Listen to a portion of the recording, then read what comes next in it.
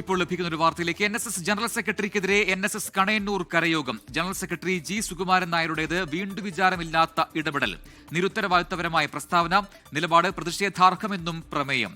YS Abhinand കൊച്ചിയിൽ നിന്ന് ചേർന്ന് കൂടുതൽ വിവരങ്ങളുമായി. G. സുകുമാരൻ നായർക്കെതിരെ കൂടുതൽ എതിർപ്പുകൾ ഉയരുകയാണോ NSSൽ നിന്നും? എന്താണ് ഇതിന്റെ കൂടുതൽ വിശദാംശങ്ങൾ?